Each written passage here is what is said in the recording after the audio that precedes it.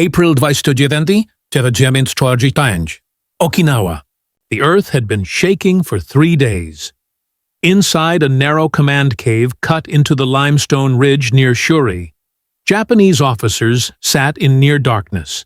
The air reeked of kerosene, damp uniforms, and the slow rot of men who hadn't seen the sun in weeks. Dust drifted from the ceiling with every impact, coating maps, rifles, and trembling hands in a thin gray film. Outside, the island no longer looked like land. It was smoke, fire, and concussion. An unbroken roar that seemed to come from the sky itself. Each shell burst closer, folding stone into flame. The radios crackled and died hours ago. The phone lines were gone. Orders were meaningless now.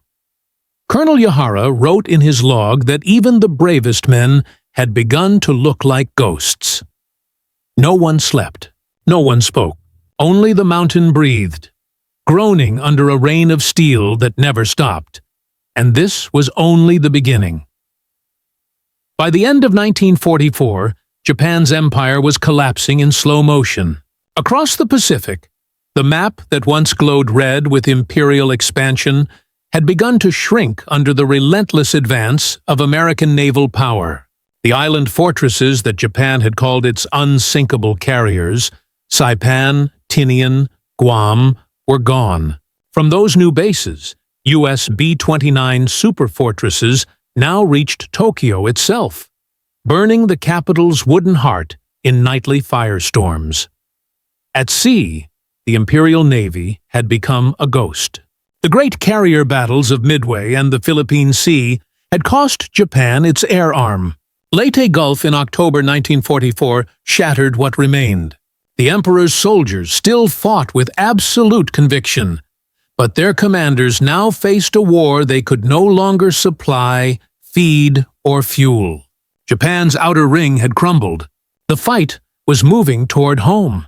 To delay that inevitable invasion, Imperial headquarters built the Absolute Defense Line, a chain of islands meant to bleed the Americans before they reached Kyushu.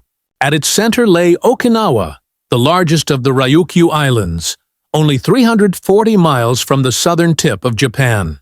Its airfields and deep-water anchorage would give the Allies a perfect springboard for the final assault on the home islands. Losing it would mean the war's end was measurable in months, not years. For the Allies, Okinawa was more than a tactical target. It was a test. Could America's new industrial machine crush the last organized resistance before launching Operation Downfall, the invasion of Japan? The planners called this phase Operation Iceberg. It would be the largest amphibious landing of the Pacific War.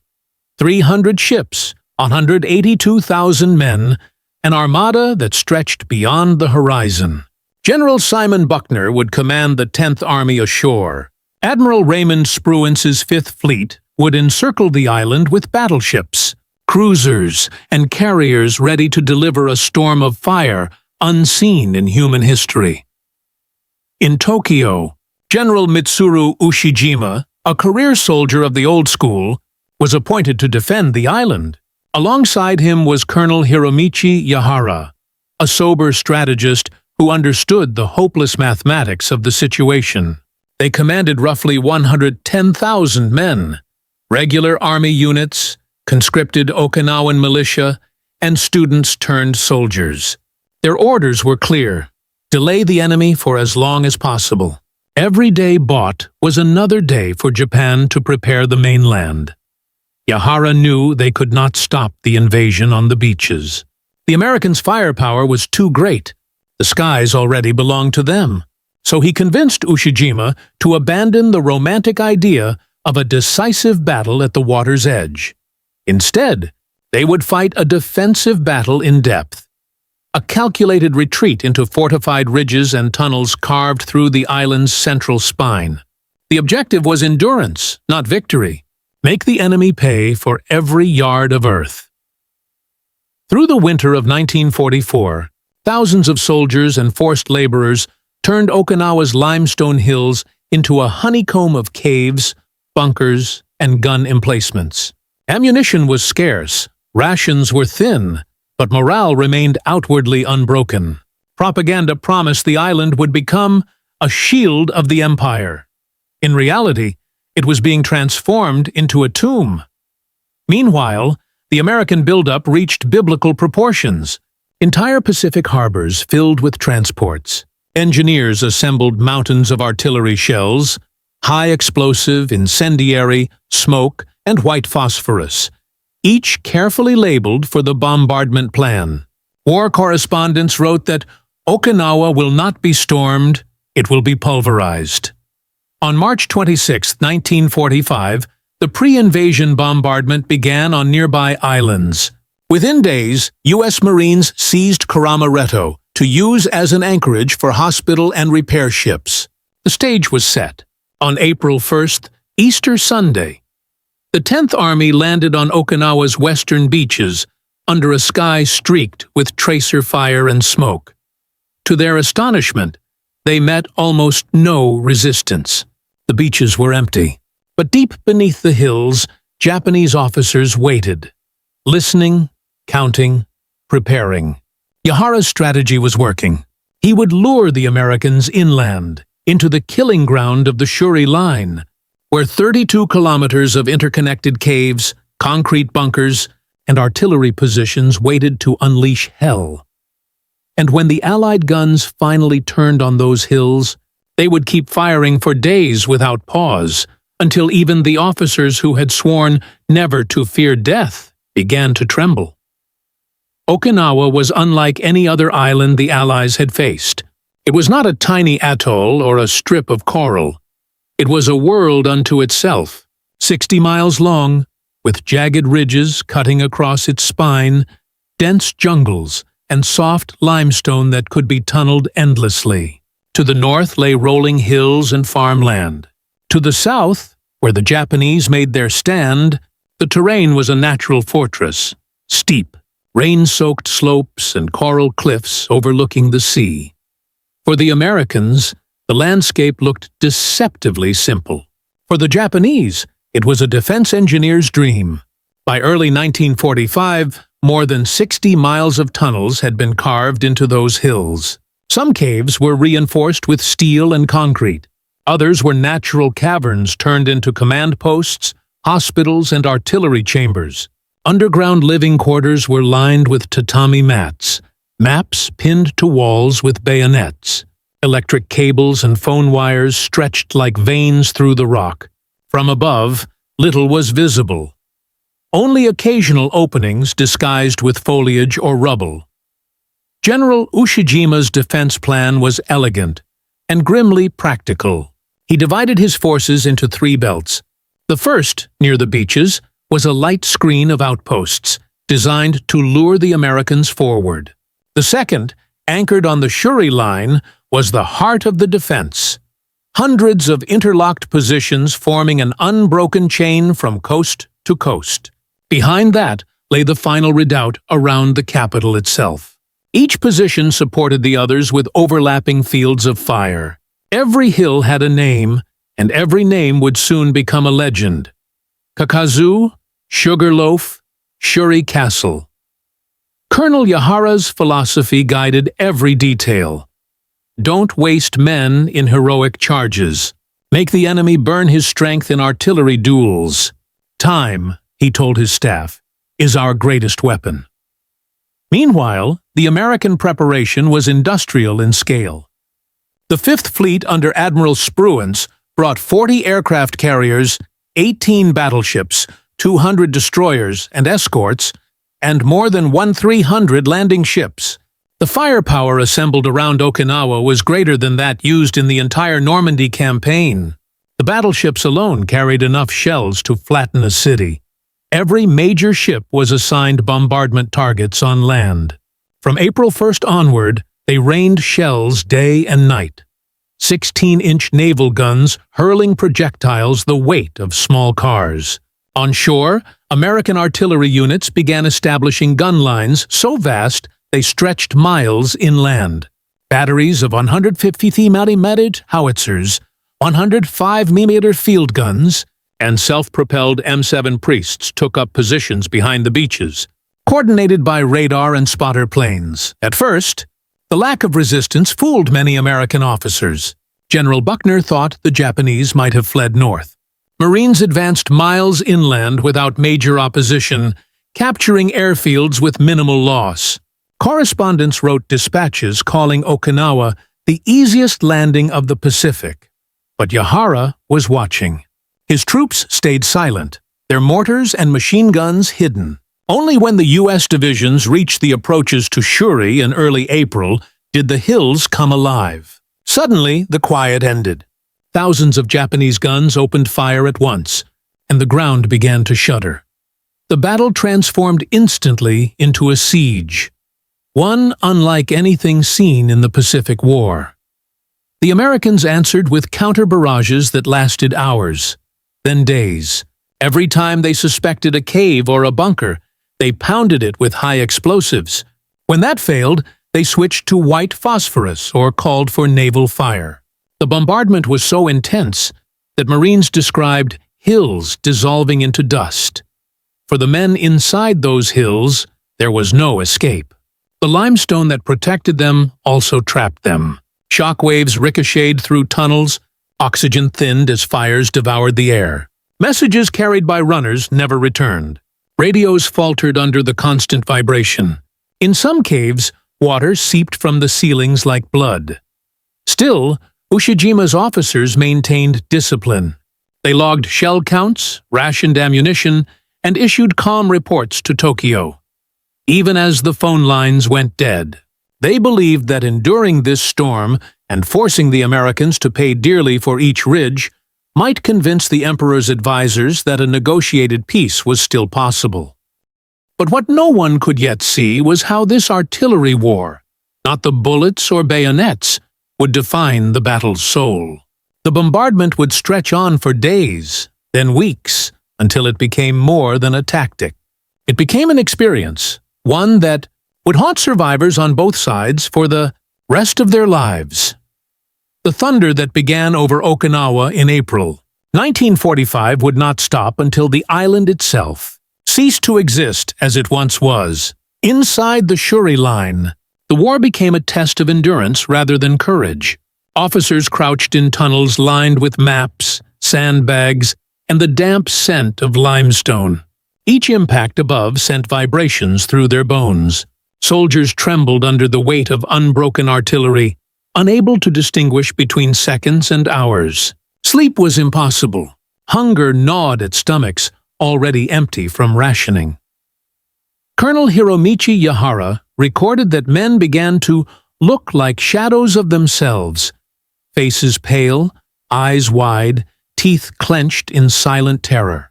Even veterans of Iwo Jima and Peleliu, hardened by years of Pacific combat, admitted that the incessant pounding was unlike anything they had imagined. The psychological toll was profound. Officers had been trained to fight, die, and maintain honor. Now, they were trapped, helpless, watching their carefully prepared defensive positions turn to rubble. Communication lines were severed, and the usual military rituals, issuing orders, sending messengers, rallying troops, became meaningless. The men's discipline clashed with their instinct to flee, creating a fragile, brittle order that could shatter at any moment. Outside the caves, the terrain itself became an enemy. Mudslides from bomb-shattered ridges blocked escape routes.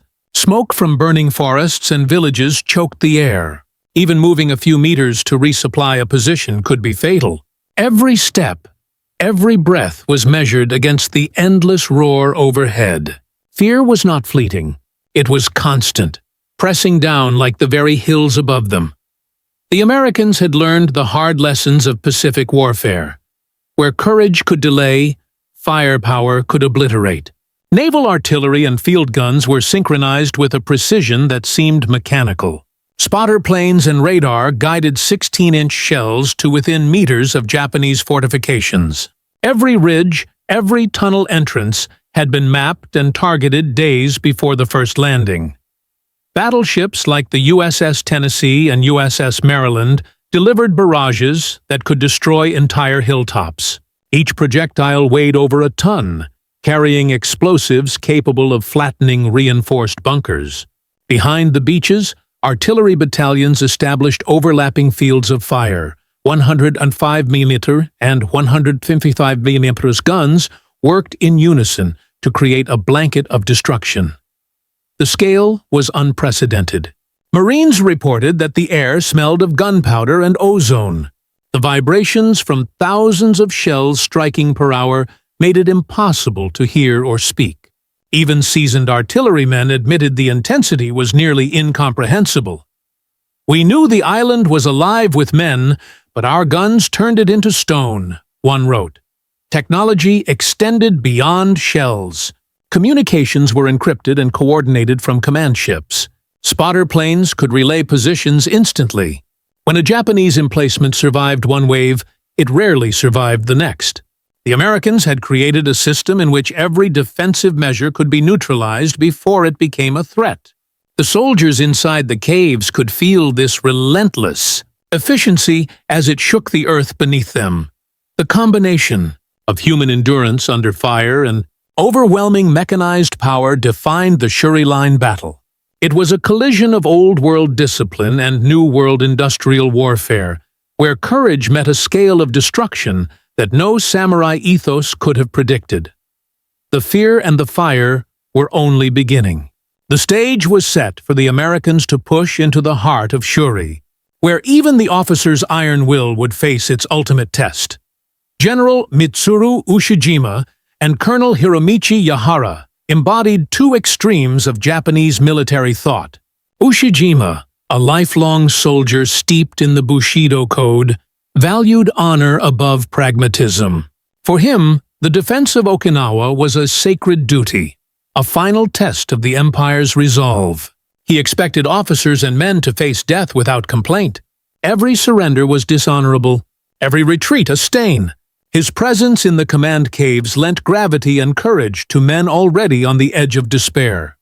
Yahara, in contrast, measured warfare in logic and numbers. He understood that American firepower was absolute, that no position could withstand a sustained bombardment indefinitely. His strategy relied on attrition and concealment, withdraw strategically, absorb the enemy's strength, and delay until victory became physically impossible. Yahara argued against premature banzai attacks, warning that fanaticism could decimate the remaining forces before the Americans even reached the Shuri Line. Tension between ideology and realism defined every decision. Ushijima's letters to Tokyo emphasized duty and morale, while Yahara's logs documented practical logistics, rations, ammunition, tunnel collapse reports. Officers in the cave navigated this duality daily, balancing obedience with survival. Leadership was not just issuing orders, it was maintaining a fragile psychological equilibrium under relentless thunder. On the American side, the men operating the guns and spotting planes were exhausted yet precise. The scale of destruction required coordination, patience, and a mechanical rhythm. Artillery crews worked in shifts, adjusting fire based on aerial observation and frontline reports. They knew the enemy was hidden, but the technology allowed them to strike almost at will. Many U.S. soldiers reported awe at the sheer density of Japanese fortifications. You could see the hills, but you never knew where they were until the shells landed, wrote one artillery lieutenant.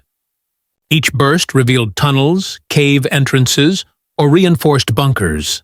The Americans experienced a cold efficiency. Firepower was methodical, not chaotic. For them, the battle became less about hand-to-hand fighting and more about dismantling the enemy before he could react. Yet even among these operators, fatigue and dread grew.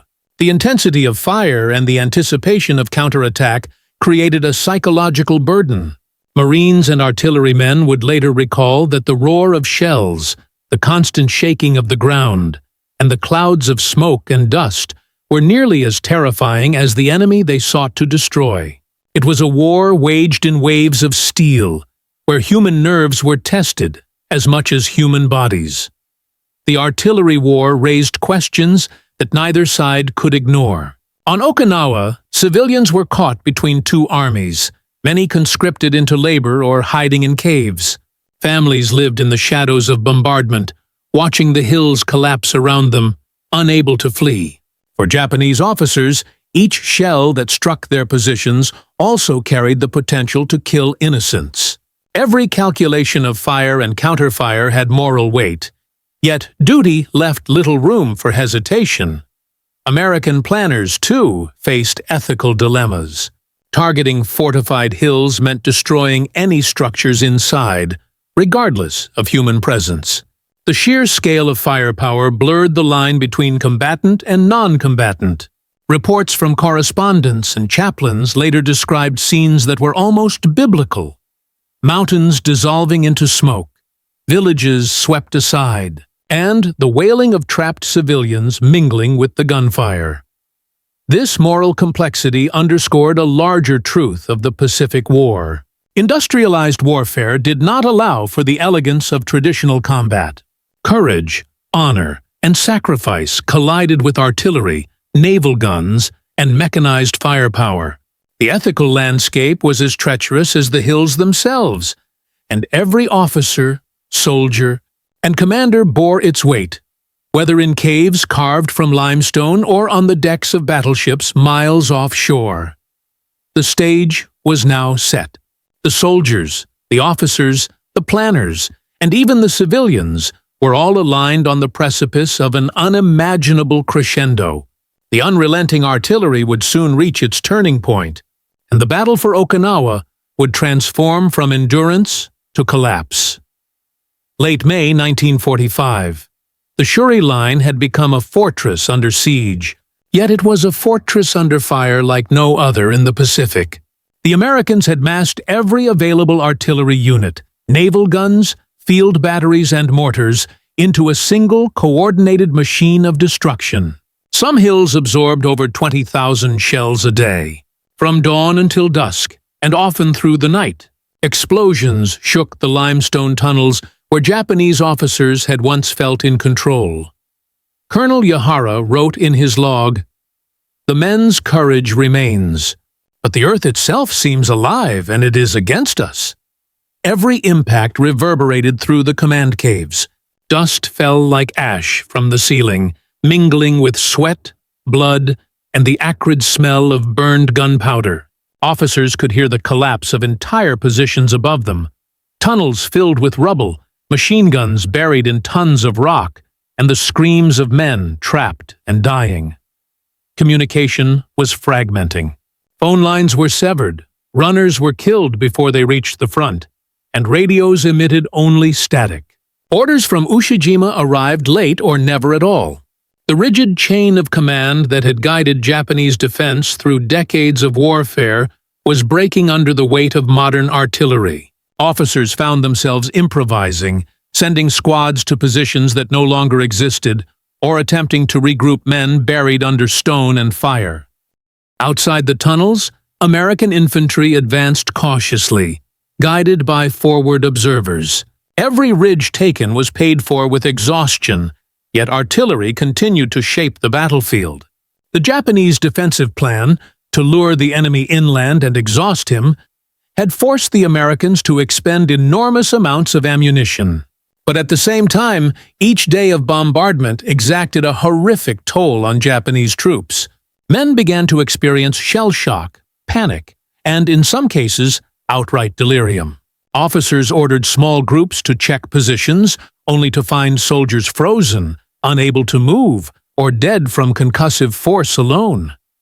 The psychological impact was profound. Officers trained in the Bushido Code, who had faced death in previous campaigns, now feared not the enemy, but the earth itself.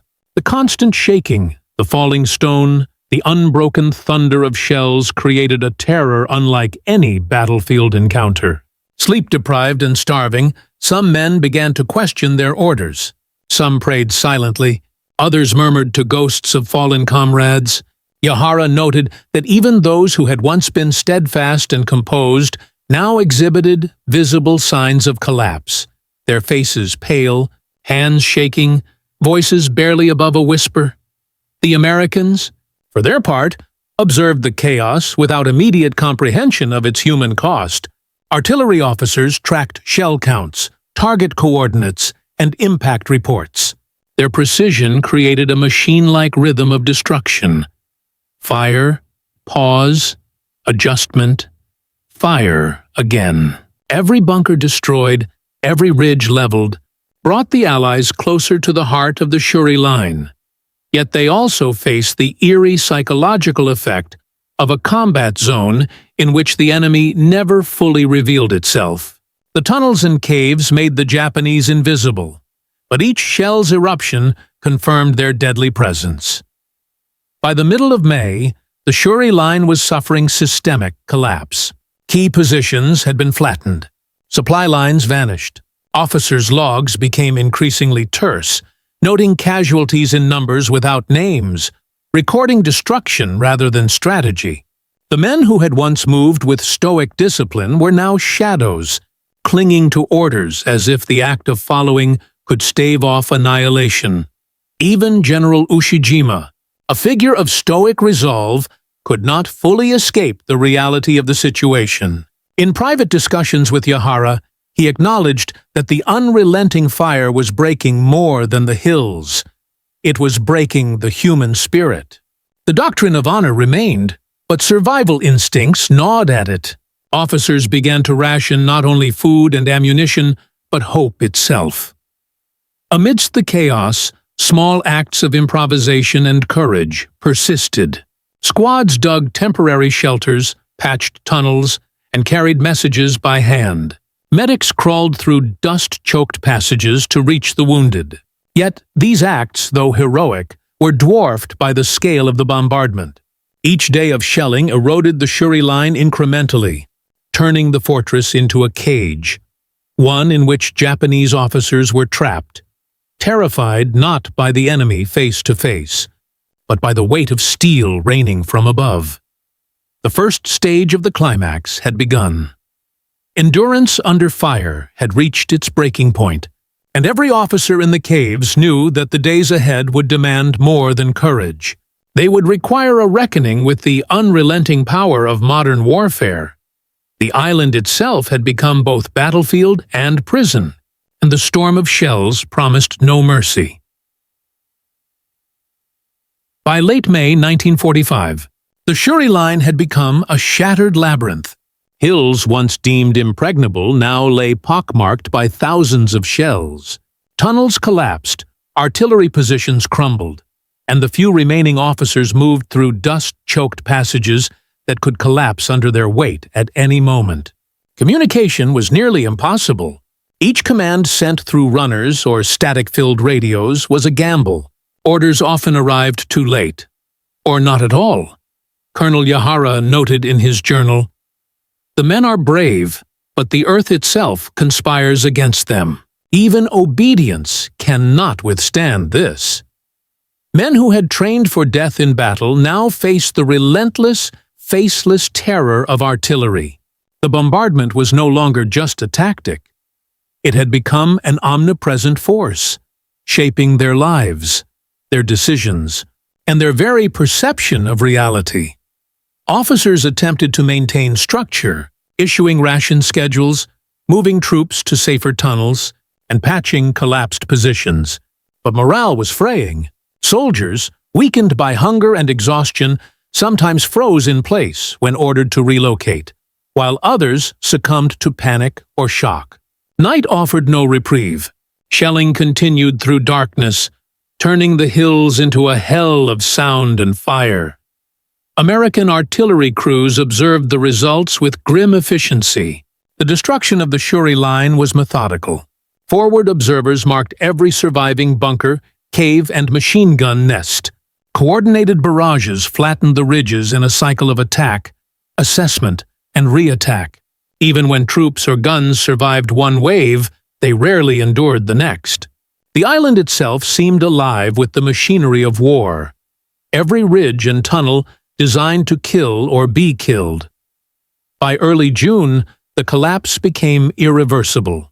Key positions along the central ridges were destroyed. Officers reported that soldiers were unable to move, unable to respond, and in some cases, lost to madness under the ceaseless roar. Supplies were depleted. Water and food ran short. Medical care was impossible. The caves that had been safe havens became death traps.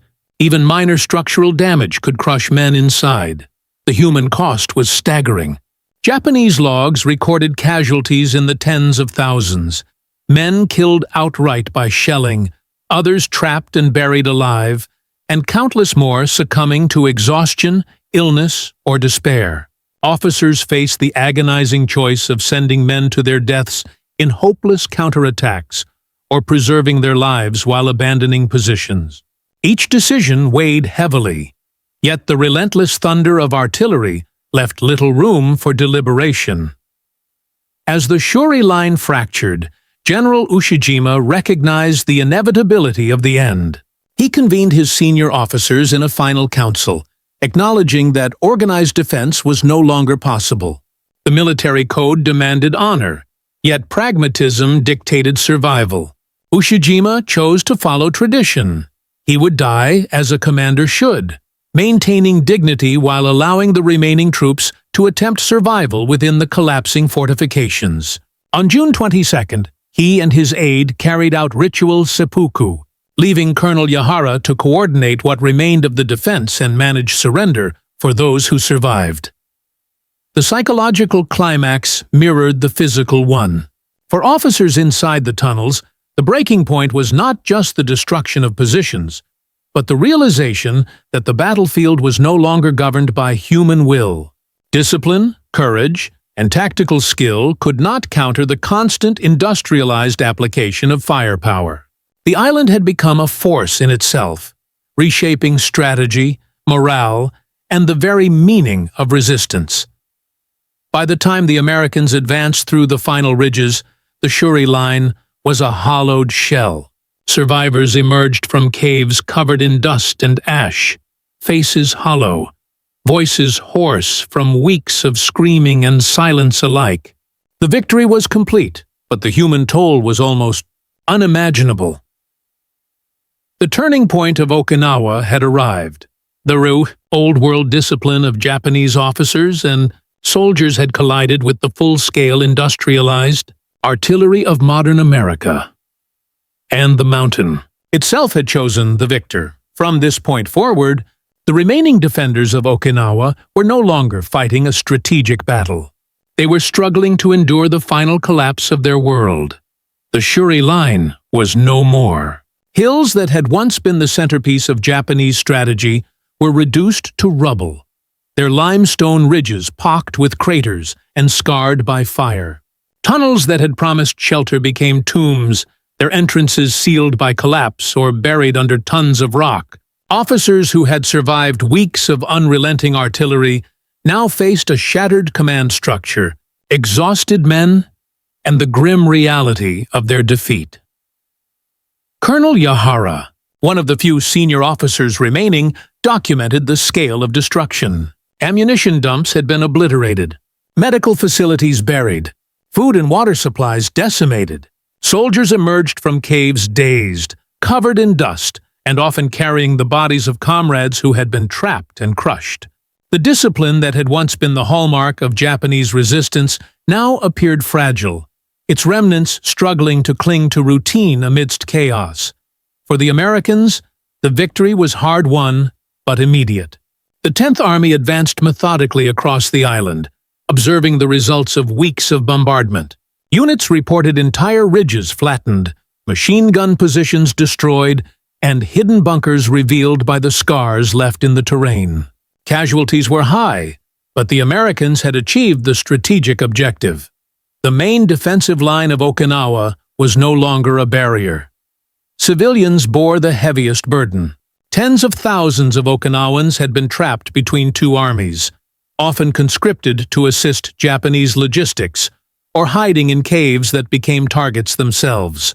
Accounts from survivors describe villages engulfed in smoke, the constant roar of artillery masking cries for help.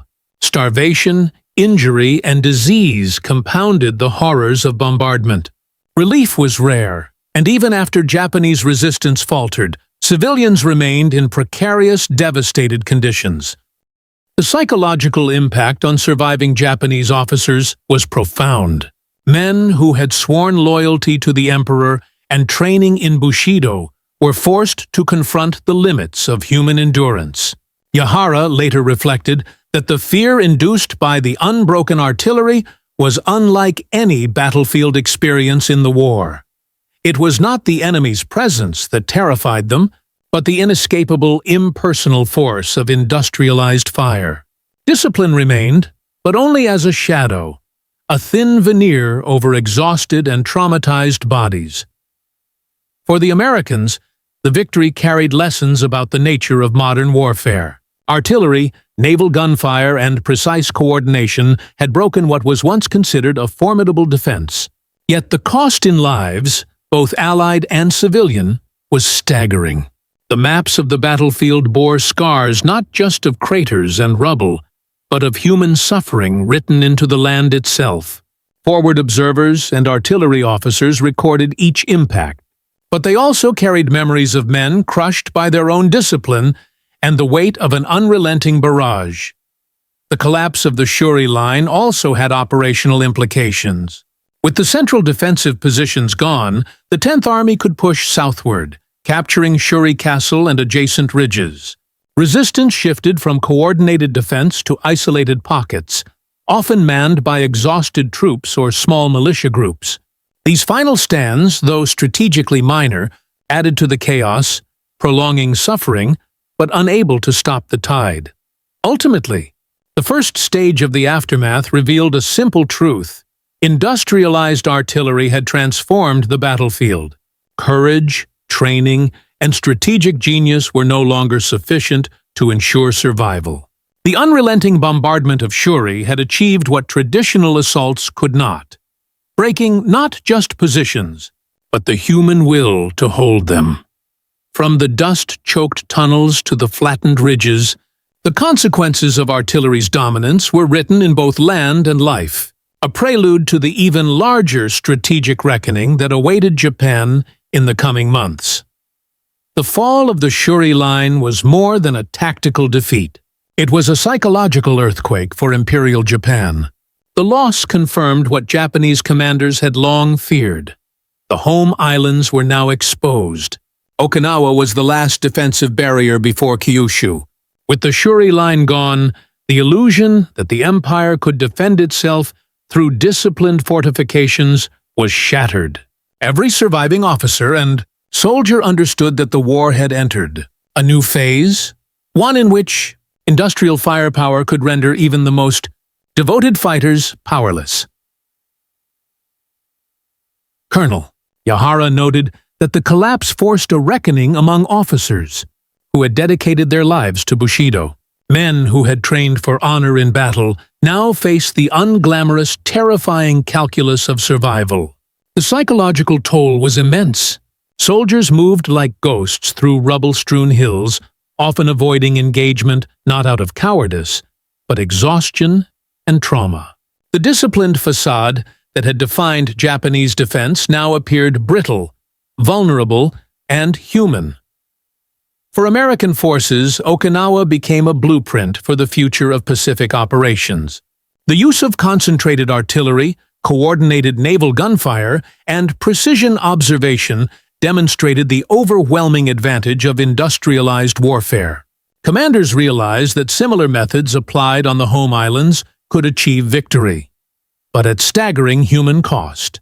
Reports emphasized the efficiency of artillery, but also recorded the destruction of villages, civilians, and infrastructure, underscoring that modern warfare had blurred moral lines. Civilians bore an especially heavy burden. Tens of thousands had been trapped by the bombardment, many of them hiding in caves alongside soldiers. Starvation, injury, and exposure compounded the horrors of combat. Eyewitness accounts describe families sheltering in darkness, while hills above were shredded by relentless shells. Even after organized resistance collapsed, survivors faced disease, starvation, and trauma. A reminder that total war spared no one. Strategically, Okinawa's aftermath forced Japanese leadership to confront an unavoidable reality. The mainland could not withstand a similar invasion. High Command recognized that conventional defense would fail against the scale of American firepower demonstrated at Shuri. This realization influenced subsequent decisions, including the controversial acceptance of atomic weapons as a possible alternative to an invasion. Okinawa had become a grim prelude, a foreshadowing of what the home islands might endure. The psychological impact on American troops was also significant. While the bombardment had achieved its tactical goals, it left lasting impressions of war's scale and cruelty.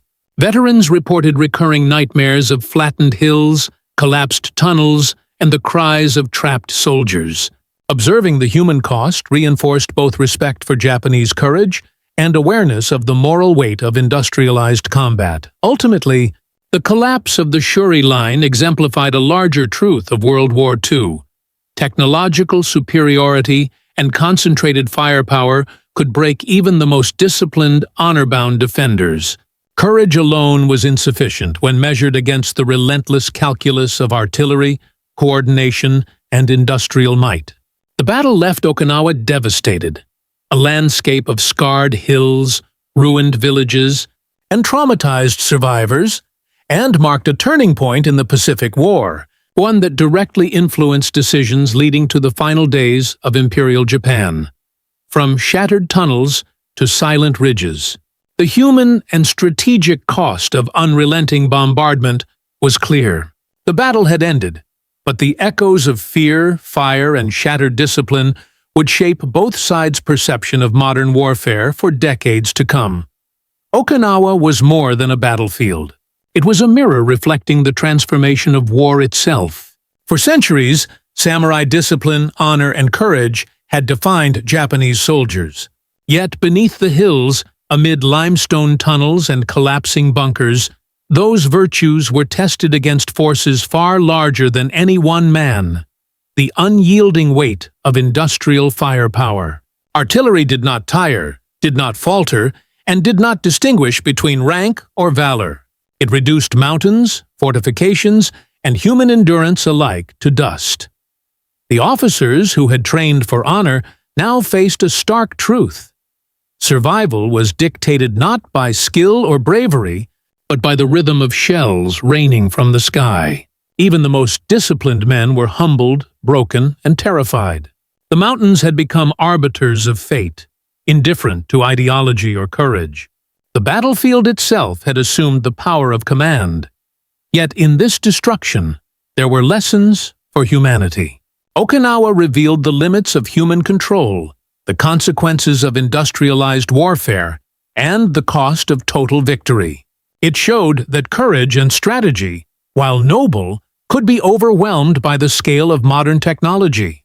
It reminded both the victors and the vanquished that war is not merely fought with weapons, but with endurance, will, and the capacity to witness suffering without relief. The Shuri Line is gone. The hills have returned to silence. But the echoes of fear, discipline, and resilience remain. Modern warfare had arrived, transforming not just landscapes, but the very soul of those who survived. In the quiet after the guns, history recorded not only the tactical outcomes, but the profound human cost of a conflict where courage met the inexorable force of steel and fire. And in that silence, one truth remained. In the face of unrelenting power, humanity is measured not just by its victories, but by its endurance, its memory, and its capacity to learn from the devastation it has witnessed.